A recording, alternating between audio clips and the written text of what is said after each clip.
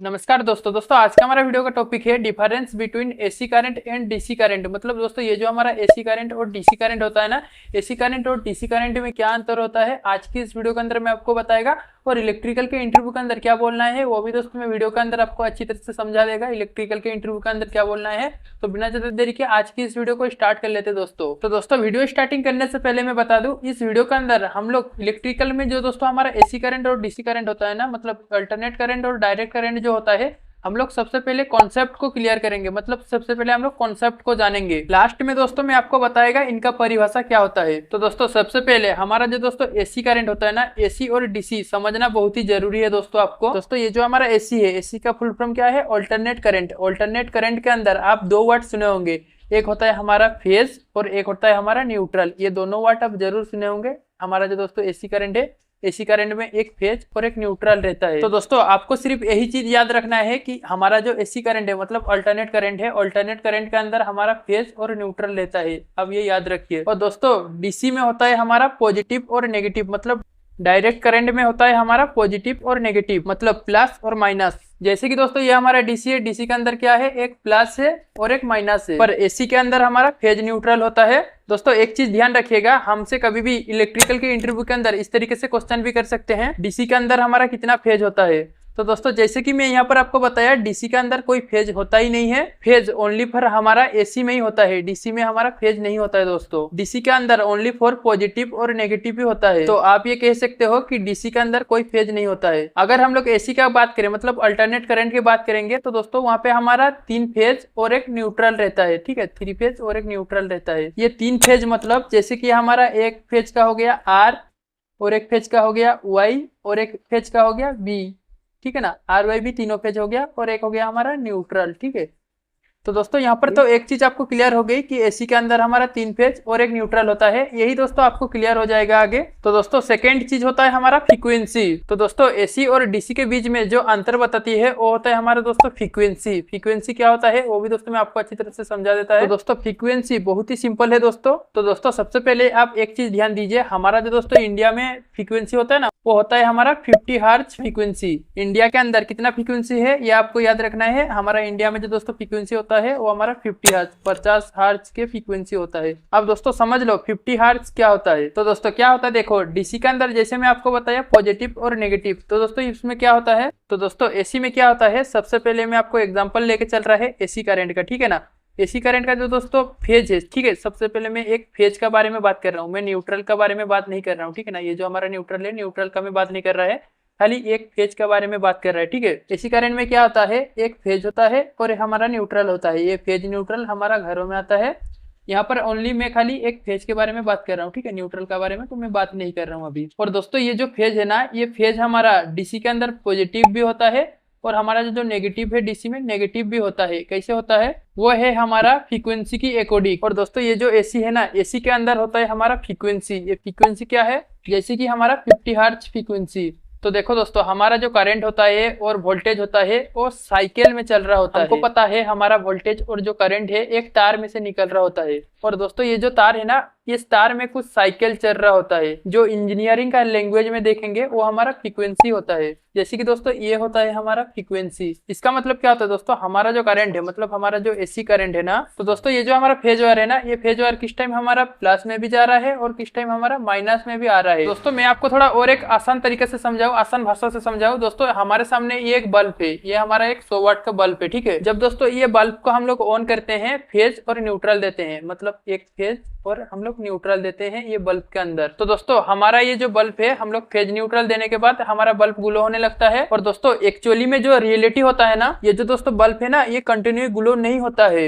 ये 1 सेकंड के अंदर बल्ब हमारा 50 बार ऑन हो रहा है और 50 बार ऑफ हो रहा है। तो दोस्तों ये है हमारा फ्रीक्वेंसी। दोस्तों अगर आप ये चीज रियलिटी में देखोगे, ये बल्ब हमारा कैसे बंद हो रहा है, कैसे चालू हो रहा है, तो दोस्तों आपको क्या करना है, वीएफडी लगाना है। वीएफडी का फुल फॉर्म क्या होता है, वेरिएबल फ्रीक्वेंसी ड्राइव।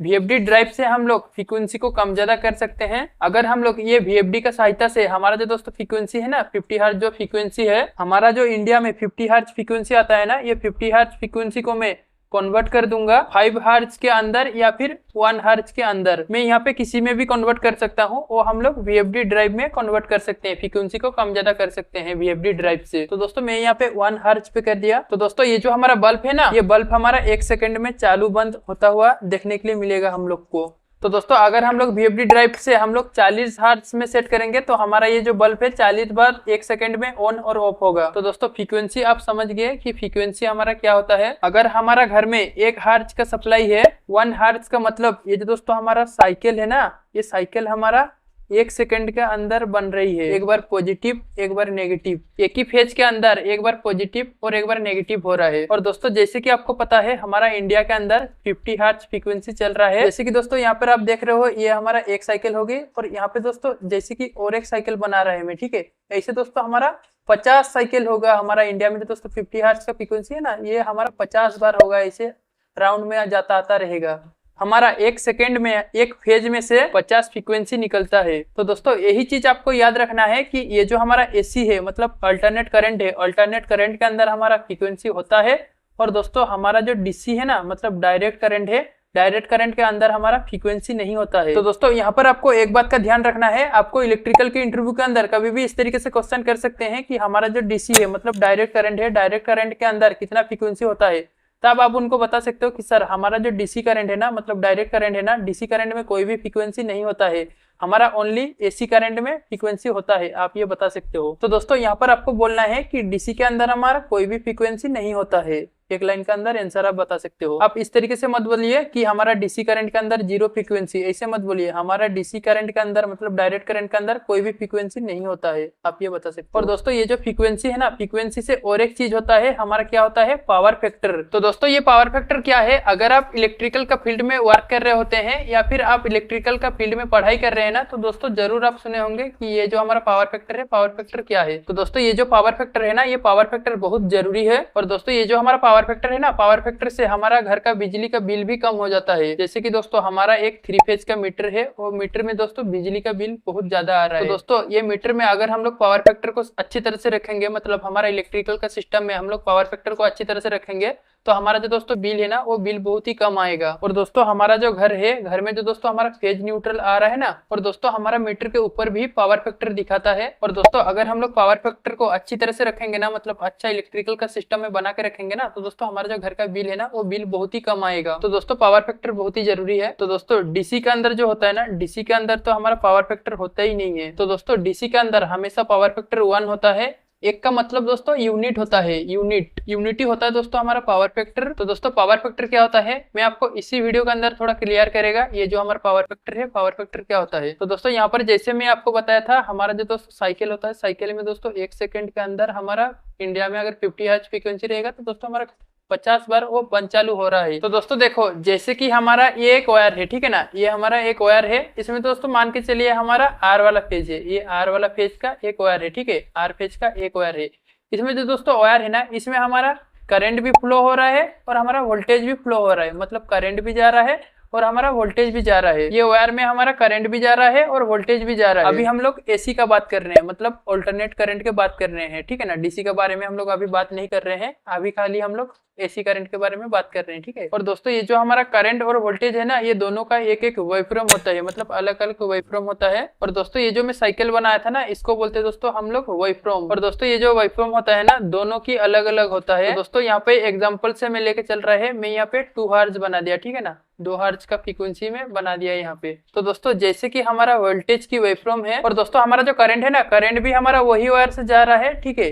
हमारा जो दोस्तों हम लोग यहाँ पे बनाए ना 2 हर्ट्ज फ्रीक्वेंसी का, इसे ये वायर में जा रहा है हमारा 2 हर्ट्ज फ्रीक्वेंसी। और दोस्तों हमारा जो करंट है ना, करंट भी हमारा यही वायर में तो जाएगा ना, एक ही वायर में हमारा वोल्टेज भी जा रहा है और हमारा करंट भी जाएगा एक ही वायर में। तो दोस्तों गलती से थोड़ा सा आगे पीछे हो गया वेवफॉर्म, ठीक है ना, ये हमारा जो वेवफॉर्म है थोड़ा सा गलती से आगे पीछे हो गया, ठीक है, आगे पीछे होने के बाद क्या होगा, ये दोनों का बीच में अंतर आ गया। और दोस्तों ये दोनों का बीच में जो अंतर होता है ना, यही होता है हमारा पावर फैक्टर। और दोस्तों ये जो हमारा पावर फैक्टर है ना, पावर फैक्टर हमारा डीसी के अंदर होता ही नहीं है। क्यों नहीं होता है डीसी के अंदर पावर फैक्टर? क्योंकि दोस्तों डीसी के अंदर तो वेवफॉर्म ही नहीं है ना, डीसी करंट के अंदर कोई भी वेवफॉर्म नहीं रहता है। तो मैंने यही चीज आपको समझाया कि डीसी के अंदर तो हमारा फ्रीक्वेंसी होता ही नहीं है, इस कारण से डीसी के अंदर भी हमारा पावर फैक्टर नहीं होता है। एसी के अंदर हमारा पावर फैक्टर का प्रॉब्लम आता है। एसी का जो दोस्तों वेवफॉर्म होता है वो हमारा वोल्टेज और करंट के पीछे आगे पीछे हो जाता है, तो दोस्तों वो होता है हमारा पावर फैक्टर। और दोस्तों इसके अलावा डीसी को कैसे उत्पन्न करते हैं वो भी दोस्तों मैं वीडियो के अंदर बता देता हूँ। तो दोस्तों डीसी को उत्पन्न करने के लिए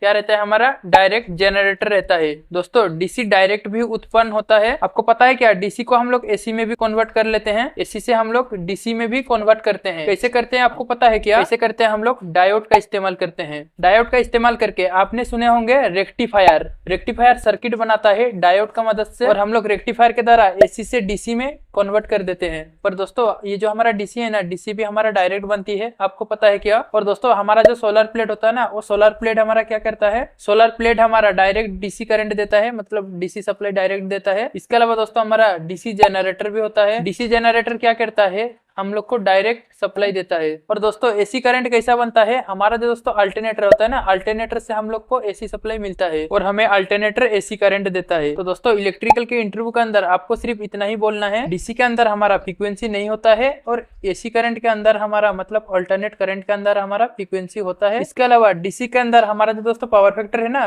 पोस्ट वो 1 होता है, और एसी के अंदर हमारा पावर फैक्टर वेरी कर रहा होता है हमारा लोड के हिसाब से। इसके अलावा दोस्तों आपको और एक लाइन बोलना है, और दोस्तों डीसी के अंदर हमारा जो करंट की डायरेक्शन होता है, और दोस्तों जैसे कि मैं आपको समझाया था ना, हमारा डीसी के अंदर प्लस माइनस मतलब पॉजिटिव नेगेटिव ये दोनों हमारा एक फेज के अंदर है। ये डीसी पूरा हमारा एक फेज के अंदर है। ये डायरेक्शन हमारा डीसी के अंदर पूरा सेम चल रहा होता है, कुछ चेंज नहीं होता है। और दोस्तों ये जो एसी होता है ना, मतलब अल्टरनेट करंट होता है ना, अल्टरनेट करंट के अंदर डायरेक्शन कुछ चेंज हो रहा था। एसी का जो दोस्तों फुल फॉर्म होता है ना, वो होता है हमारा अल्टरनेटिव करंट। और दोस्तों अल्टरनेट करंट का मतलब क्या है, अल्टरनेट करंट का मतलब यही होता है वो बारी बारी से चेंज होना, यानी अभी ऊपर है तो बाद में नीचे, फिर ऊपर फिर नीचे।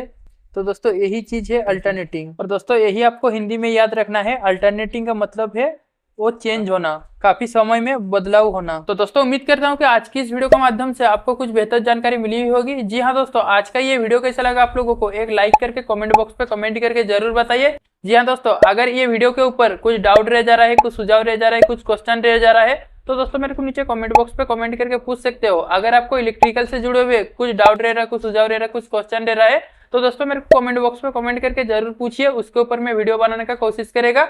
अगर आप इलेक्ट्रिकल का वीडियो को हिंदी में देखना पसंद करते हो तो आज ही हमारा यूट्यूब चैनल को सब्सक्राइब कीजिए। आज के लिए इतना ही, धन्यवाद।